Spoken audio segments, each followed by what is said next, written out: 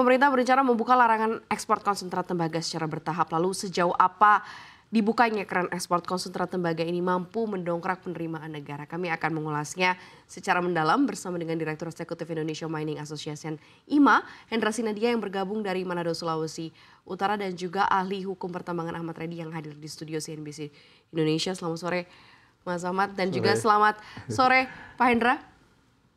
Selamat sore Bu Maria. Baik, ini menarik sekali kita membahas mengenai rencana membukanya kembali ekspor konsentrat begitu ya untuk PT Freeport Indonesia.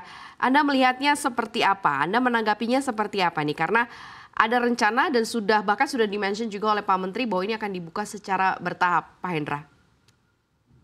Ya, saya kira kita patut apresiasi langkah yang diambil oleh pemerintah untuk memberi relaksasi ekspor, karena juga pemerintah menyadari bahwa dampak dari larangan ekspor ini juga berimbas kepada penerimaan negara ya, yang terdiri dari pajak, kemudian juga ada pembayaran dividen ke BUMN dan juga pajak daerah, dan juga pengaruhnya ke royalti ya bagi hasil juga ke daerah, dan banyak dampak-dampak turunannya. Di sisi lain juga tentu pemerintah juga memahami bahwa kejadian yang dialami di smelter PT Freeport ini adalah suatu yang masuk keadaan kahar, karena bagaimanapun juga perusahaan pertambangan ya, termasuk Freeport atau Aman Mineral atau perusahaan tambang lain, ini adalah perusahaan yang pada dasarnya core bisnis mereka adalah penambang ya. Sementara dengan transformasi atau perubahan undang-undang di Undang-Undang 4 2029 ini perusahaan diwajibkan untuk membangun fasilitas pengolahan pemurnian dalam negeri, yang mana itu pada dasarnya adalah industri yang berbeda. Industri pengolahan pemurnian itu industri. Baik, saya ingin juga dengar seperti apa tanggapan dari Mas Ahmad begitu ya terkait dengan hal ini. Karena kan ini kita pernah menutup ekspor konsentrat ini kemudian dibuka kembali, dan lagi-lagi kalau di Indonesia pasti terkaitnya adalah dengan regulasi berubah-ubah begitu ya, kepastian hukum, investasi. Kemudian ini yang membuat apakah kemudian nanti akan berdampak begitu akhirnya ke investasi di Indonesia karena sesuatu hal yang berubah-ubah. Baik, Mbak Maria, pertama memang kewajiban hilirisasi ini kan kewajiban yang diatur di undang-undang. Artinya di Undang-Undang Minerba sudah diatur bahwa seluruh pemegang IUP dan IUPK wajib mengolah dan memurnikan seluruh komoditasnya di dalam negeri. Jadi ini tidak bisa ditawar-tawar.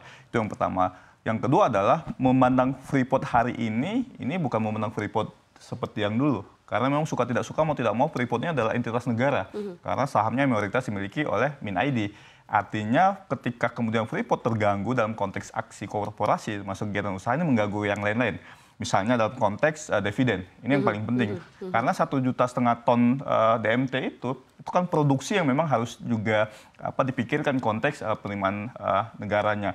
Yang kedua adalah ini soal ketenagakerjaan. Jadi ketika Freeport terganggu dalam konteks operasinya di hulu sana, yang kemudian tidak bisa menyuplai ke hilir karena ada gangguan smelter, ini kan menimbulkan masalah di ketenagakerjaan. Artinya memang secara hukum, ada konstruksi hukum yang harus diberikan memang dalam konteks masalah keadaan kahar yang memang harus diuji, kahar iya atau tidak gitu kan. Kahar ini kan dalam dua aspek, Mbak. Kahar dalam konteks teknis dan dalam konteks hukum. Nah, kahar dalam konteks teknis ini kan ya tinggal dijelaskan oleh Freeport apakah betul secara keteknikan ini kahar atau tidak, apakah betul ada kecelakaan atau tidak. Dan ya setelah diinvestigasi memang betul ini Oktober ada masalah yang tadi disampaikan. Secara hukum kan ketika ada keadaan kahar, ini maka ada fasilitasi atau kemudahan, kewajiban, dan ketika ada kemudahan kewajiban tentu ya negara harus hadir di situ. Nah, tinggal ke depan saya kira ya Menteri SDM harus segera membuat regulasi baru, karena di Desember 2024 kan ini sudah di stop nih, tidak boleh lagi ada relaksasi nih. Nah, ini kan ya otomatis ketika ada relaksasi ya Permen SDM-nya harus dicabut, harus diubah sehingga kemudian memberikan relaksasi dengan waktu yang pasti. Harus kapan nih, misalnya apakah sampai Juni 2025 atau sampai Desember 2025 gitu kan. Tentu ini harus dipikirkan dalam konteks cost benefit analysis of law-nya. Oke, Pak Hendra sudah bergabung kembali bersama dengan kami. Ya. Pak Hendra, sebenarnya kalau seandainya kita lihat, kalau tadi kan Anda bilang kita akan mengapresiasi begitu, tadi juga Mas Reddy sudah menyampaikan begitu ya pandangannya. Nah, kalau seandainya Anda melihat atau kita melihat lebih dalam, sebenarnya sejauh mana sih kerugian yang ditimbulkan atas larangan ekspor konsentrat ini yang sudah berlangsung dari Desember 2024, dan kemudian apa yang bisa kita ya istilahnya syukuri dan mungkin dari Freeport sendiri ketika ini kerannya akan dibuka lagi, Pak Hendra?